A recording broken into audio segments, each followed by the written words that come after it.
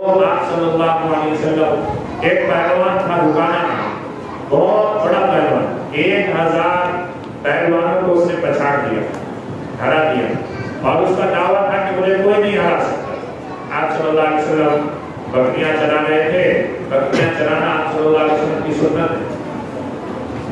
آپ صلی اللہ علیہ وسلم نے بکری کو بیچا بھی ہے اور خریدا بھی ہے، یہ بھی آپ صلی اللہ علیہ وسلم کی سنت ہے۔ تجارت کرنا یہ آپ صلی اللہ علیہ وسلم کی سنت ہے۔ تو آپ رکانا پہلوان آیا تو اس نے کہا محمد کیا مجھ سے کشتی کرو گے؟ آپ صلی اللہ علیہ وسلم نے فرمایا اگر تم ہار جاؤ گے اس شرط پر میں تم سے کشتی کروں گا کہ اگر تم ہار گئے تو ایمان لے آؤ۔ آپ دیکھیے آپ کس طریقے سے ایمان میں داخل کر رہے ہیں انسانوں کو۔ کہا ٹھیک ہے، وہ یہ سمجھ رہا تھا کہ مجھ سے تو کوئی جیت نہیں سکتا، 1000 پہلوانوں کو میں نے ہرایا، 1000 پہلوانوں کو میں نے ہرایا۔ تو کہا ٹھیک، تو کشتی ہوئی، آپ صلی اللہ علیہ وسلم کا مقابلہ آپ دیکھیے آپ صلی اللہ علیہ وسلم کی زندگی کو، آپ کی سیرت کو، آپ کی سنت کو سمجھنا بہت ضروری ہے۔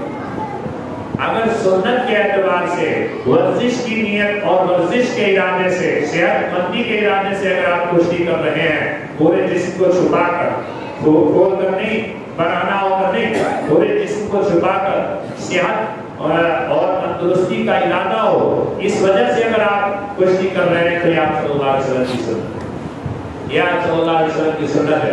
آپ صلی اللہ علیہ وسلم نے صحابہ کو تلوار چلانا سکھایا، آپ صلی اللہ علیہ وسلم نے صحابہ کو لاٹھی چلانا سکھایا، آپ صلی اللہ علیہ وسلم نے صحابہ کو تیر چلانا سکھایا۔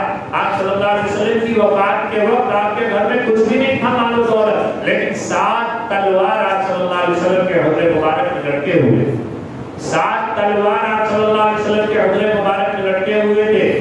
تو یعنی اپنے دفاع کے لیے، اپنے گھر والوں کے دفاع کے لیے، اپنی حفاظت کے لیے، اپنے گھر والوں کی حفاظت کے لیے سنت کے ارادے سے اگر آپ اکھاڑے کو زندہ کرتے ہیں اور روزانہ اس میں وقت دیتے ہیں، روزانہ اس میں وقت دیتے ہیں، سنت اور شریعت کو زندہ کرنے کے لیے، جلوس کو زندہ کرنے کے لیے نہیں، سنت کے خلاف عمل کرنے کے لیے نہیں، نام و نمود اور ریاکاری کے لیے نہیں، بلکہ سنت اور صحت کے لیے اگر آپ اس اکھاڑے کے عمل کو زندہ کرتے ہیں، سیکھتے اور سکھاتے ہیں تو یہ آپ صلی اللہ علیہ وسلم کی سنت، اور کرنا چاہیے ایسا مسلمانوں کو۔ لیکن کیا نیت بدل گئی، ارادے بدل گئے، سال میں صرف ایک مرتبہ جلوس نکالا جاتا ہے اور اس جلوس کے اندر جلوس محمدی کے نام پر ڈانس کیا جاتا ہے، ڈھول تاشے بجائے جاتے ہیں اور نہ جانے کتنے سارے خرابات کیے جاتے ہیں۔ بتاؤ، نام جلوس محمد صلی اللہ علیہ وسلم کا،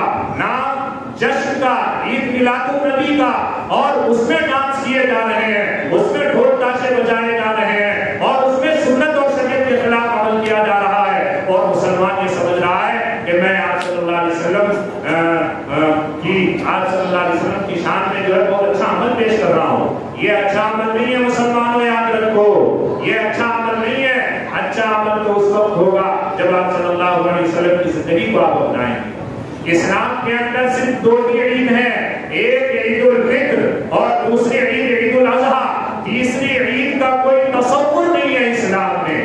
یہ رسم و رواج ہے، انسانوں نے خود بنا دیا ہے جشن عید میلاد النبی۔ اگر جشن عید میلاد النبی کوئی عید ہوتی تو ہم سے زیادہ صحابہ اس کے کیا کہتے ہیں، اس کی پابندی کرتے اور اس کا اہتمام کرتے۔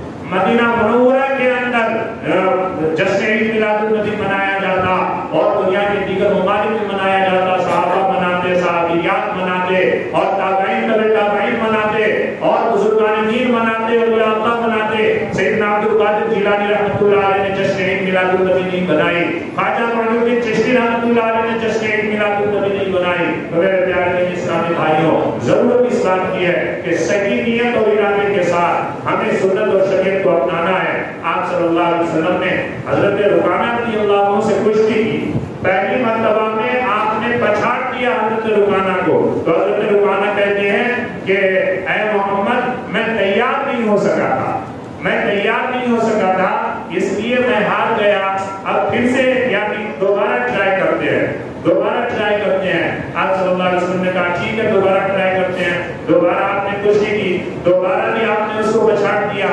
پھر دوسری بار بھی رکانا کہتا ہے کہ یا رسول اللہ میں تیار نہیں تھا اس لیے میں ہار گیا. تیسری مرتبہ جو ہے تیسری مرتبہ ٹرائی کرتے ہیں تو آپ صلی اللہ علیہ وسلم نے فرمایا ٹھیک ہے تیسری مرتبہ ٹرائی کر لیا جائے. تو آپ نے تیسری مرتبہ کوشش کی تو تیسری مرتبہ بھی آپ نے رکانا کو پچھاڑ دیا. پھر جب تیسری مرتبہ رکانا ہارا ہے تو اس نے کہا یا رسول اللہ میں ہار گیا اب آپ مجھے کلمہ پڑھا دیجیے. کیونکہ عرب حضرات کیا تھے عہد کے بہت پابند تھے, زبان کے بڑے پکے تھے. جو زبان دے دی تو اب گردن تو کٹ سکتی ہے لیکن زبان کے خلاف عمل نہیں کیا کرتے تھے. زبان کا وعدہ خلاف ہی نہیں کرتے تھے, بدلتے نہیں تھے اپنی زبان دے کر کے. تو رکانا اس طریقے سے یعنی جس نے 1000 پہلوان کو ہرایا تھا اللہ کے رسول صلی اللہ علیہ وسلم نے اس رکامہ نامی دنیا کے بڑے پہلوان کو کشتی میں پچھاڑ دیا اور پھر وہ آپ صلی اللہ علیہ وسلم پر ایمان لے آیا. تو آپ صلی اللہ علیہ وسلم سب سے زیادہ بہادر بھی تھے, سب سے زیادہ بہادر. ایک یہودی آیا اس کے تھیلی میں اس کے جھولے میں ایک مری ہوئی گور تھی. یہودی نے کہا کہ اے محمد اگر یہ گور زندہ ہو جائے اور آپ کی گواہی دے دے تو میں آپ پر ایمان لے آؤں گا. آپ صلی اللہ علیہ وسلم نے مری ہوئی گور سے بات کی تو مری ہوئی گور جو ہے وہ زندہ ہوئی اور اس نے گواہی دی اشہد ان لا الہ الا اللہ و اشہد ان محمد رسول اللہ صلی اللہ علیہ وسلم. تو وہ یہودی ایمان لے. تو آپ ایک مرے ہوئے جانور میں آپ صلی اللہ علیہ وسلم کا معجزہ ظاہر ہوا. مرے ہوئے جانور میں آپ صلی اللہ علیہ وسلم کا معجزہ ظاہر ہوا. ستون حنانہ آپ دیکھیے مسجد نبوی میں جب اللہ کے رسول صلی اللہ علیہ وسلم کا ممبر نہیں بنا تھا تو ایک کھجور کا درخت تھا ستون حنانہ.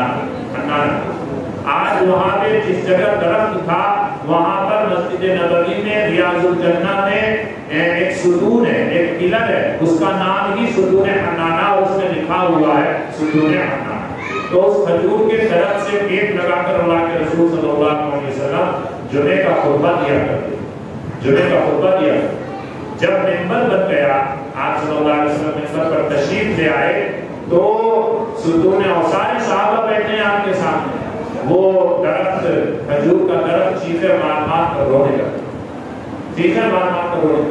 آپ صلی اللہ علیہ وسلم ممبر سے اترے, اس درخت کے پاس گئے اور کہا کہ تو دور ہوتا ہے. تو درخت کہتا ہے کہ یا رسول اللہ اب تک تو آپ مجھ سے چمٹ کر خطبہ دیا کرتے تھے, آج آپ پہلی مرتبہ جدا ہوئے تو آپ کی جدائی میں برداشت نہ کر سکا, اس لیے مجھے رونا آ رہا ہے. اللہ کے رسول صلی اللہ علیہ وسلم نے ارشاد فرمایا کہ کیا تو اس بات کو پسند نہیں کرتا کہ جنت میں میری تمہاری ملاقات ہو؟ درخت نے کہا بالکل میں پسند کرتا ہوں کہ جنت میں میری آپ کی ملاقات ہو اور آپ کی صحبت میں پاؤں. تو آپ نے فرمایا کہ تم ایسا کرو کہ تم کسی جگہ زمین میں اندر چلے جاؤ, پھنس جاؤ. تو وہ کھجور کا درخت اندر چلا گیا. آپ دیکھیے اسی جگہ پر, اسی کھجور کی جگہ پر, درخت کی جگہ پر مسجد نبوی کے اندر ریاض الجنہ میں ایک پلر ہے جس کا نام ستون حنانہ ہے. تو آپ صلی اللہ علیہ وسلم کا معجزہ آپ دیکھیے یہاں بھی ظاہر ہوا. تو اللہ تعالیٰ نے آپ صلی اللہ علیہ وسلم کو تمام جہان والوں کے لیے رحمت بنا کر کے دے. تمام جانور آپ صلی اللہ علیہ وسلم جس راستے سے گزر جاتے تھے, جس راستے سے گزرتے پورا راستہ خوشبو سے معطر ہو جایا کرتا. رضوان تیری جنت میں کہاں ایسی ہے خوشبو, رضوان تیری جنت میں کہاں ایسی ہے خوشبو, خوشبو جو محمد کے پسینے میں بسی ہے صلی اللہ علیہ وسلم. آپ اندازہ لگائیں جب ستون حنانہ کو آپ صلی اللہ علیہ وسلم کی جدائی برداشت نہیں ہو سکی اور آپ کے صدمے کو کھجور کی طرف نے برداشت نہیں کیا, تو جب آپ صلی اللہ علیہ وسلم کی وفات ہوئی ہے صحابہ پر کتنا صدمہ ہوا. وفات رسول پر صحابہ کرام رضوان اللہ علیہم اجمعین کو کتنا صدمہ ہوا ہوگا, آپ ذرا غور فرما سکتے ہیں.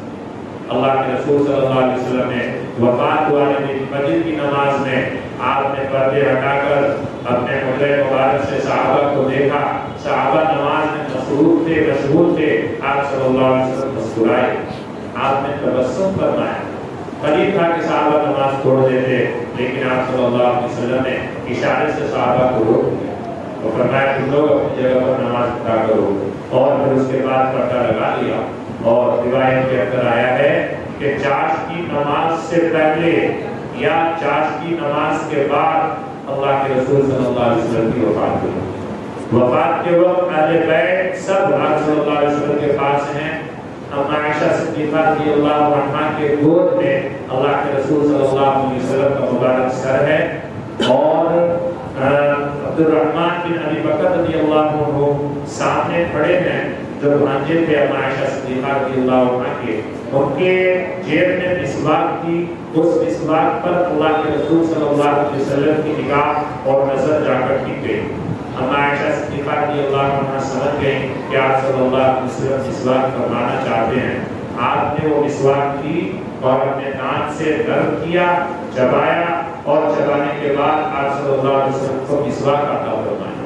عائشہ فرماتی ہیں کہ آپ صلی اللہ علیہ وسلم نے آخری مرتبہ یہ مسواک کیا، اور اتنے اچھے انداز میں کیا کہ اتنے اچھے انداز میں کبھی بھی آپ صلی اللہ علیہ وسلم نے مسواک نہیں فرمایا۔ مسواک اتنی اہم سنت ہے کہ اللہ کے رسول صلی اللہ علیہ وسلم ہر نماز سے پہلے، یہاں تک کہ وضو بنانے سے پہلے، تہجد کی نماز سے پہلے مسواک فرمایا کرتے تھے، مسواک فرمایا کرتے تھے۔ حدیث پاک کے اندر آیا ہے اللہ کے رسول صلی اللہ علیہ وسلم نے ارشاد فرمایا السواک مطهرة للفم ومقطعة للرب، کہ مسواک منہ کی صفائی کا ذریعہ ہے اور اللہ کی رضامندی اور خوشنودی کا سبب ہے۔ وہ 70 سے بھی زائد فائدے ہیں مسواک، 70 سے بھی زائد فائدے ہیں مسواک۔ لیکن آج دیکھیے کہ آج یہ سنت ہم لوگوں سے چھوٹی ہوئی، اور جو لوگ اس سنت کو ادا کرتے ہیں، اس پر عمل کرتے ہیں، بہت سارے ایسے لوگ ہیں ان کو معمولی سمجھتے ہیں، حقیر سمجھتے ہیں۔ سنت سادگی، سنت کے اندر سادگی ہوتی ہے، اور سادے لوگوں کو حقیر نہیں سمجھنا چاہیے۔ وہ اللہ اور اللہ کے رسول صلی اللہ علیہ وسلم کے عاشق ہوتے ہیں، محبت کرنے والے ہوتے ہیں، اس لیے وہ ایک ایک سنت پر عمل کرتے ہیں۔